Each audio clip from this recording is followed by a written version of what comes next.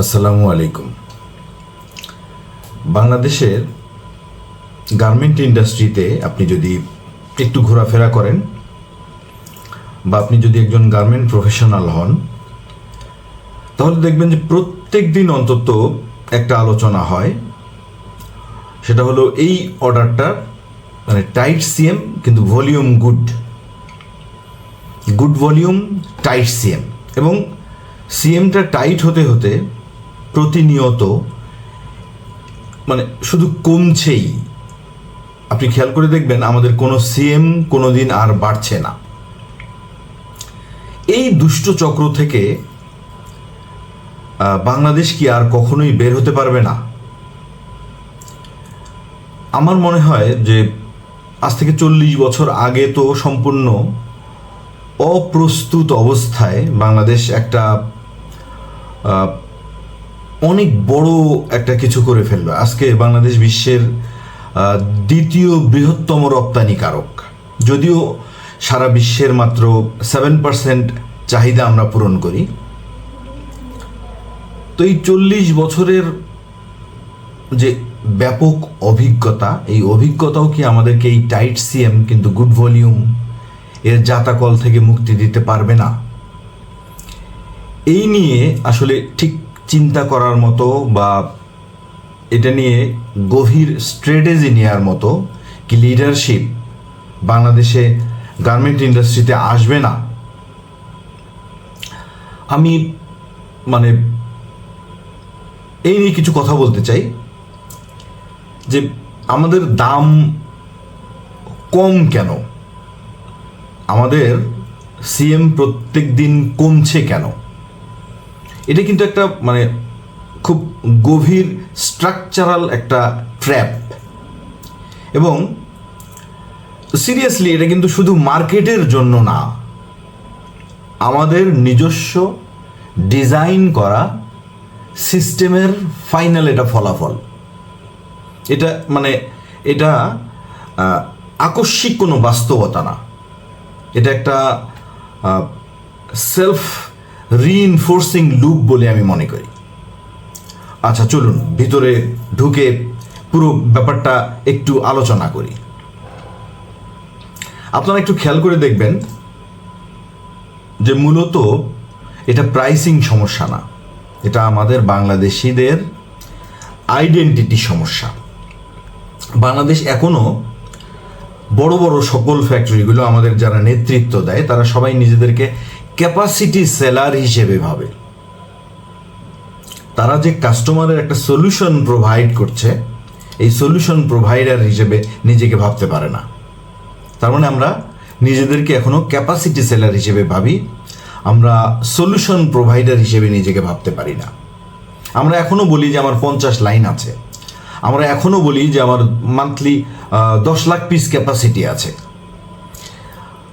বায়াররা মানে কাস্টমাররা এটাকে তারা শোনে যে উনি আসলে আমাকে প্রোডাকশন স্পেস ভাড়া দিচ্ছে। কারণ আপনি নিজে যখন কাস্টমার, তখন আপনি নিজেও তো ন্যাচারালি প্রাইস ক্রাশ করবেন।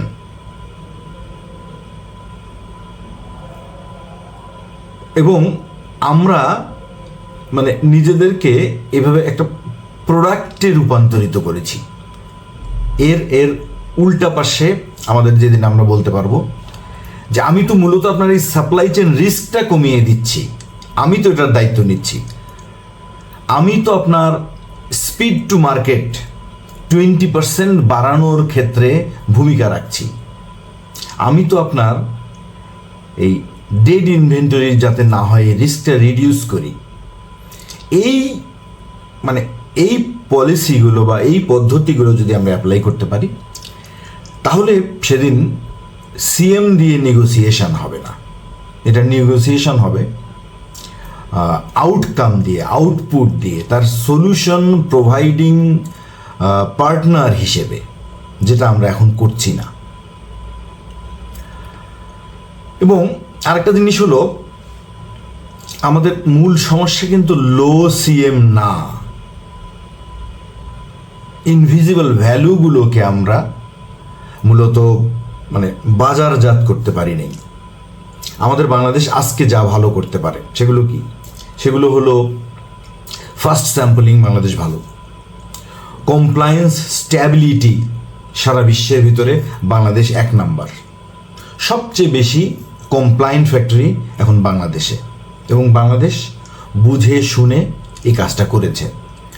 এবং ক্রাইসিস রিকভারি যে ক্যাপাবিলিটি বাংলাদেশ গার্মেন্ট প্রফেশনালদের, বাংলাদেশের ফ্যাক্টরিগুলোর, এই বিষয়গুলো মানে first sampling, compliance stability, big volume handle, আপনার ক্রাইসিস রিকভারি ক্যাপাবিলিটি, এগুলোকে আমরা মনিটাইজ করতে পারি না, এগুলোকে মনিটাইজ করা যায় না, মানে করার ওই লিডারশিপটা আমাদের ভিতরে আসেনি, ওই মেন্টালিটিটা আসেনি, ওই কনফিডেন্সটা আসেনি। আমরা মানে ভ্যালু দেই, কিন্তু মানে আমরা এটার জন্য যে এক্সট্রা চার্জ করতে হবে এই জিনিসটা আমরা লাউডলি কেউই বলতেই পারি না, অর্ডারটা হারানোর ভয়ে। তখন কাস্টমারদের পারসেপশন আসলে মানে তারা জানেই যে আমি এই জায়গাতে না পারলে ওই জায়গা থেকে এটা নিতে পারবো। তারা চেনে বাংলাদেশের ধরেন বড় একটা কাস্টমারের প্রায় 200-র বেশি ফ্যাক্টরিতে কাজ করার অভিজ্ঞতা আছে। উনি জানে এই গ্রুপে না পারলে ওই গ্রুপ দেবে, ওই গ্রুপ না পারলে ওই গ্রুপ দেবে, যার কারণে এই গ্রুপগুলো সবাই মিলে এই জিনিসটাকে মনিটাইজ করতে পারছে না। এটা একটা মানে পিওরলি একটা কমোডিটাইজেশন ট্র্যাপ বলে আমার মনে হয়, যে আমরা ঠিক কমোডিটিতে আটকে যাওয়ার একটা ট্র্যাপে পড়ে গেছি। এটাকে আমরা মানে মনিটাইজ করতে পারছি না, ইনভিজিবল ভ্যালুগুলোকে সেল করতে পারছি না। যেমন আরেকটা জিনিস আমার মনে হয় যে ভলিউম কি আসলে গ্রোথ আপনার বিজনেসের? হ্যাঁ, আপনি টাকা পয়সা, গাড়ি বাড়ি অনেক কিছুই করেছেন, কিন্তু ভলিউম কি ফাইনালি গ্রোথ? ভলিউম তো গ্রোথ না, ভলিউম ইজ পেইন, ভলিউম অনেক সময় অ্যাডিকশন। আমি 40 লক্ষ পিস H&M-কে সাপ্লাই দিচ্ছি প্রত্যেক মাসে, 40 লক্ষ পিসের যে অর্ডারগুলো আছে ওই অর্ডারগুলো তোমার নিতে হবে। তো তার মানে ভলিউম ইনক্রিজ মানে কিন্তু স্কেলিং না। এই জিনিসটা আমরা বাংলাদেশি লোকজন বুঝি, বাস্তবতাটা মেনে নেই, কিন্তু ফাইনালি এগুলো নিয়ে কাজ শুরু করতে পারি না। এবং মানে আমাদের বাংলাদেশের প্রত্যেকটা ফ্যাক্টরি কিন্তু জানে যে লো সিএম এর অর্ডার মানেই লস হওয়া। মেশিন আইডেল থাকার ভয়েই, ক্যাপাসিটি আইডেল হয়ে যাওয়ার ভয়েই আমরা এই লো সিএম এর অর্ডারগুলো প্রত্যেক দিন নিচ্ছি ব্যাংককে খুশি করার জন্য। এটা মানে এই ব্যবহারটা মানে ইকোনমিক্স না, এটা সাইকোলজিক্যালি একটা ড্রিভেন একটা বিহেভিয়ার আমাদের। আমরা মানসিকভাবেই মানে পরাধীনভাবে ব্যাপারগুলো চিন্তা করি। এর বাইরে আর একটা নতুন জগৎ আছে, 93% অপরচুনিটির একটা মানে স্কোপ আছে, এটা এখনো চিন্তা করতে পারি না। আমাদের ফিয়ার অফ এমটিনেস, মানে ফ্যাক্টরি খালি যাবে কিনা, এই কাস্টমারটা এতদিন হলো আমার সাথে কাজ করছে, তাকে আমি হারাবো কিনা, আমার এই মানে ক্যাশ ফ্লো সংকটে আমি পড়ে যাব কিনা, এলসি না পেলে তো আমার ক্যাশ ফ্লো সংকট হবে। এই ফিয়ারটা মানে একটা কালেকটিভ ফিয়ারে পরিণত হয়েছে, যেটা আমাদেরকে ইন্ডাস্ট্রি ওয়াইজ আমাদের নিজেদেরকে অনেক নিচে নামিয়ে ফেলছে। এরপরে হলো মার্চেন্ডাইজিং স্ট্রাকচার, যেটা নিজেই এই সিএম ট্র্যাপটা তৈরি করে। কারণ বর্তমানে সেট আপটা হলো মার্চেন্ডাইজার মানে অর্ডার ক্লোজ করবে, আর কেপিআই তাদের শুধুমাত্র অর্ডার বুকিং এবং শিপমেন্ট। কেউই মানে এর বাইরে গিয়ে মেজার করছে না কাস্টমারের প্রফিটেবিলিটি আছে কিনা, অর্ডারের কমপ্লেক্সিটি কস্ট আসলে এখানে অ্যাড করা হয়েছে কিনা, এবং কন্ট্রিবিউশন মার্জিন এখানে আমরা চিন্তা করছি কিনা। ফলে ন্যাচারালি মার্চেন্ডাইজাররা পার্সু করে কি বেশি বেশি অর্ডার, সিএম কম বা কোন দিকে গেল, কোন জায়গা থেকে থাবা মেরে এই সিএমটাকে মানে ভ্যালিডিটি দেয়া যায়, এটাই কারণ ফাইনালি সিস্টেম তাকে কিন্তু রিওয়ার্ড দেয় যে অমুক মার্চেন্ডাইজার ও সবসময় বড় ভলিউমের অর্ডার নিয়ে ফ্যাক্টরিটাকে বাঁচিয়ে রাখছে, যার কারণে এই সিএম ট্র্যাপটা আমাদের আসলে মার্চেন্ডাইজিং স্ট্রাকচারের ভিতরেই প্রথিত হয়ে গেছেন। এর কারণে আমরা মানে এখান থেকে আর বের হওয়ার কেউ চিন্তাও করছি না বা জানিও না হয়তো কিভাবে এটা থেকে বের হতে হবে। এরপরে আপনি দেখবেন যে প্ল্যানিং এবং কমার্শিয়াল টিম এরা আসলে সাইলেন্ট ভিকটিম বলা যেতে পারে। প্ল্যানিং জানে যে এই অর্ডার কোনোভাবেই লাইন ব্যালেন্সিং করতে পারবো না আমরা, এটাতে এফিসিয়েন্সি ড্রপ হবেই। কমার্শিয়াল জানে যে এর এলসি টার্মসগুলো আনফেভারেবল, কিন্তু এই মুহূর্তে কি করব, কিছু তো করার নেই, কারণ ডিসিশন অলরেডি আমাদের মেন্টালিটি থেকে লকড হয়ে আছে। তো অর্গানাইজেশন যখন ইন্টারনালি ফ্র্যাগমেন্টেড হয়ে থাকে, মূলত কাস্টমার এই ইন্টারনালি ডিভাইডেড ফ্যাক্টরিটাকে খুব সুন্দরভাবে ব্যবহার করতে পারে, তারা শিখে গেছে। এই ব্যবহার করার পদ্ধতিটা বাংলাদেশ সম্বন্ধে তারা জানে, যার কারণে কাস্টমাররা ফাইনালি জিতে যায়। আর আমাদের কারখানাগুলো হেরে গিয়ে নিভুভাবে কোনো না কোনোভাবে কিছুটা প্রফিট বের করার চেষ্টা করে। এখন এই উপরের যে আলোচনাগুলো মানে করে আসলাম, এগুলো মানে কনভেনশনাল উপায়ে আমাদের এই চক্র, এই দুষ্ট চক্র থেকে কি বের হওয়ার কোনো সম্ভাবনা আছে? মানে বেটার নেগোসিয়েশন, ট্রেনিং বা মোর এফিসিয়েন্সি, এগুলো দিয়ে মূলত আসলেই কি এগুলো ভাঙা যাবে? এগুলো কিন্তু ভাঙা যাবে না। এটা ভাঙতে হলে আপনাকে মূলত আইডেন্টিটি শিফট করা শিখতে হবে। আমরা প্রত্যেকেই চিন্তা করি মোর এফিসিয়েন্সি দিয়ে এই দুষ্ট চক্র ভাঙা যাবে না। বেটার নেগোসিয়েশন দিয়ে আমরা অনেকেই বলি আমাদের ভালো নেগোসিয়েটর হতে হবে, ভালোভাবে মানে কাস্টমারের সাথে কমিউনিকেট করতে হবে না। ট্রেনিং দিয়েও হবে না। আমি আবার বলছি, এটাকে ভাঙতে হলে আপনাকে আইডেন্টিটি শিফট করতে হবে। সিএম থেকে বের হতে হলে আপনাকে মানে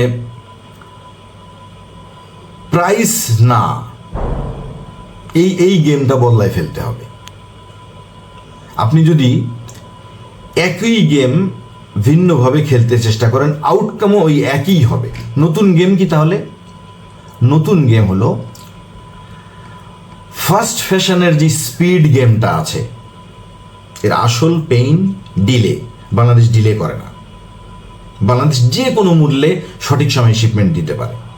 যে ফ্যাক্টরি 30 দিনের ভিতরে মানে 30 প্রকার ডেলিভারি দিয়ে কাস্টমারকে হ্যাপি করে, তার লজিক্যালি তো সিএম বাড়ানোর নেগোসিয়েশনটা তাকে বসা উচিত, যে শুধু তোমার স্পিড গেমের সিএমটা আমাকে দাও। তোমার তো স্পিডের সবচেয়ে বড় পার্টনার আমি, স্পিড গেমের সিএম পার্টনার আমাকে কেন তুমি করছো না? নেগোসিয়েশনটা এই নিয়ে হতে হবে। ফ্লেক্সিবিলিটি, কুইক রেসপন্স যে প্রোগ্রামগুলো আমরা করি, এটার ক্যাপাবিলিটি, এটার রিলায়েবিলিটি, এটার স্মল লট হ্যান্ডেলিং, এই জিনিসটা বাংলাদেশ এখন পারে। 13 দিন 14 দিনে আমরা যারাতে যে কোনো প্রকার শিপমেন্ট দিতে পারি অনেকগুলো ফ্যাক্টরিতে। এই জায়গাটা তাদের কাছে তুলে ধরতে হবে যে দেখো, তুমি বিশ্বের কোন দেশ থেকে 14 দিনে ডেলিভারি পাচ্ছ আমি জানি না, বাট আমার কাছ থেকে গত 6 বছর হলো তুমি 15 দিন 14 দিন 13 দিনে সমস্ত ডেলিভারিগুলো পেয়ে গেছো। এখানে আমাদের কথা বলা উচিত। আমি যদি তোমার সত্যি পার্টনার হই, তাহলে পার্টনার হিসেবে আমাকে তোমার বাঁচিয়ে রাখতে হবে। এই রিস্ক শেয়ারিং মডেলটা মানে ভেন্ডর ম্যানেজড এবং ইনভেন্টরি, বাফার স্টক, এগুলো যে আমি তোমার জন্য মেইনটেইন করছি, এই ডিপেন্ডেন্সি তো আমার উপরে আছে তোমার। এই ডিপেন্ডেন্সিটাকে সেল করি, প্রাইস সেকেন্ডারি হয়ে যাক আলোচনায়। আপনি খেয়াল করে দেখবেন যে আমরা যখন নতুন কোনো আইডিয়া সেল করি তার প্রাইস অনেক বেশি। আমরা আইডিয়া সেল করছি না, আমরা গিয়ে শুধু আমার এটার সিএমএ আমি পোষাচ্ছে না, এটাকে আর আর 10 সেন্ট বাড়াতে হবে, এই আলোচনায় না গিয়ে মূলত তাকে আপনি যে হেল্পগুলো করছেন, এই মানে এটা প্রাইস না, এটা গেম, এটা স্পিড গেম, এটা ফ্লেক্সিবিলিটির গেম, এটা রিস্ক শেয়ারিং মডেলিংয়ের গেম, এগুলো আপনাকে সেল করা শিখতে হবে। তার মানে আপনাকে ক্যাপাসিটি সেলিং বন্ধ করে স্লট সেলিং শুরু করতে হবে। ক্যাপাসিটি সেলিং কি? ওই আমরা এত বছর যাবৎ যা করে আসছি, আমি 40 লক্ষ পিস করতে পারি, তুমি 40 লক্ষ পিস দাও। কিন্তু আসলে স্লট সেলিং যদি আপনি করেন, আমি ইয়াং ওয়ানে দেখেছি, ইয়াং ওয়ান স্লট সেলিং করে। তারা সিলেক্টিভ বায়ার, সিলেক্টিভ অর্ডার এবং সিলেক্টিভ টাইম লাইন নিয়ে 1 বছর আগে আলোচনা করে, স্লটগুলো সেল করে। লো ভলিউম অর্ডারগুলো আমরা এইভাবে তোমাকে এই এতটুকু দিতে পারবো। বিগ ভলিউম অর্ডারগুলো আমরা সারা বছর তোমাকে প্রত্যেক দিন এত এত এত এত করে দিতে পারবো। এইভাবে স্লট সেলিং করে। এটা ক্যাপাসিটি সেলিং না, আমি তোমাকে সুযোগ দিচ্ছি। একটু আপনারা ব্যাপারটা খেয়াল করবেন যে আমি তোমাকে সুযোগ দিচ্ছি, এইভাবে সেল করা। এবং সিরিয়াসলি 20 কোটি মানুষের মার্কেট, ইন্টারনালি মার্কেটটা খুব পাওয়ারফুল একটা কনসেপ্ট। অনেকগুলো ফ্যাক্টরি ছোট ছোট ব্র্যান্ড এস্টাবলিশ করে এটাকে মূলত ধনিক শ্রেণীর মানে প্রোডাক্টে যদিও রূপান্তর করার চেষ্টা করছে, তারপরেও এটা ভালো। কিন্তু আপনারা যদি আলম গার্মেন্টস বা আলমসের প্রোডাক্টগুলো চিনেন, তাহলে দেখবেন যে তারা ইন্টারনাল মার্কেটে, হাটে ঘাটে মাঠে, ছোট ছোট দোকানে, ফুটপাতে আলমসের জিনিসপত্র পাওয়া যায়। বাংলাদেশে অনেক ফ্যাক্টরি এটাকে মানে এইসব কাজ করতে পারে। এটা একটা অনেক বড় পাওয়ারফুল কনসেপ্ট। আমরা সেগুলো করছি না এখন পর্যন্ত। এবং সকল কাস্টমার কিন্তু ইকুয়াল না। এই বায়ার সেগমেন্টটা খুব ব্রুটালি আপনাকে করা শিখতে হবে। সিরিয়াসলি মানে ক্যাটাগরিগুলো ক্লিয়ার করতে হবে। সার্ভাইভাল বায়ার আছে, কিছু কিছু বায়ার আছে ভলিউম বায়ার, আর কিছু বায়ার আছে স্ট্র্যাটেজিক বায়ার। এবং তিনটার জন্য 3 প্রকার আলাদা আলাদা স্ট্র্যাটেজি যদি আপনি গ্রহণ করতে পারেন, তাহলে হয়তো আপনার পক্ষে মানে তাদেরকে নতুন করে রিনিগোশিয়েট আপনি করতে পারবেন। আপনি যদি লো ক্যাটাগরি বায়ার এবং স্ট্র্যাটেজিক বায়ার এই একইভাবে ট্রিট করেন, আপনি কিন্তু তার কাছ থেকে ব্যবসাটা পাবেন না। হাই ভলিউম কাস্টমারগুলো আপনাকে তখন লো ভ্যালু ভেন্ডর হিসেবে ভেবে যাচ্ছে, শুধু আপনার মেন্টাল এই শিফটিংয়ের কারণে। মেন্টালিটিতে শিফট করতে হবে। খুব ব্রুটালি বায়ার সেগমেন্টটাকে চিন্তা করেন। এবং ইন্ডাস্ট্রি লেভেল সাইলেন্ট একটা মানে কার্টেল বিহেভিয়ার, মানে বাংলাদেশের সবচেয়ে বড় উইকনেস হলো সবাই ইন্ডিভিজুয়ালি নেগোশিয়েট করে চুপি চুপি। রাতে একসাথে আড্ডা দেয়, একসাথে গুলশান ক্লাবে বসে, কিন্তু পরদিন সকালে কার কাছে গিয়ে চুপি চুপি কতটুকু ক্যাপাসিটি সেলিং করছে এটা নিয়ে তারা খুব গোপনীয়তা অবলম্বন করে। এবং ফাইনালি কি হয়, ইন্ডিভিজুয়ালি আমি নেগোশিয়েট করে কালেকটিভলি লুজ করছি। আমি বোঝাতে পেরেছি কিনা? ইন্ডিভিজুয়ালি চুপি চুপি সেল করে আমি সামগ্রিকভাবে কিন্তু লস করছি। আমাদের এই ফাঁদটা মূলত আমরা হার্ডওয়ার্ক করেই তৈরি করেছি, কিন্তু স্মার্ট পজিশনিংটা করতে পারিনি। আমাদের 40 বছরের অভিজ্ঞতা আছে, কিন্তু সেই এক্সপেরিয়েন্স এখনও এক্সিকিউশন এক্সেলেন্সে আটকে আছে। এটা স্ট্র্যাটেজিক কন্ট্রোলে উঠতে পারেনি। বাংলাদেশ যেদিন ডিসাইড করতে পারবে যে আমরা শুধু কাপড় সেলাই করি না, আমরা সাপ্লাই চেন কন্ট্রোল করি বিশ্বের। সেদিন মূলত আমাদের এই লো সিএম ভ্যালু, আমাদের এই বিগ ভলিউম কিন্তু টাইট সিএম, এই কথাটা আসলে হারিয়ে যাবে। নতুন করে চিন্তা করুন, নতুন কিছু স্ট্র্যাটেজি দরকার, নতুনভাবে কিছু পদক্ষেপ গ্রহণ করুন। পুরাতন পদক্ষেপগুলোতে আর কাজ হবে না। ধন্যবাদ।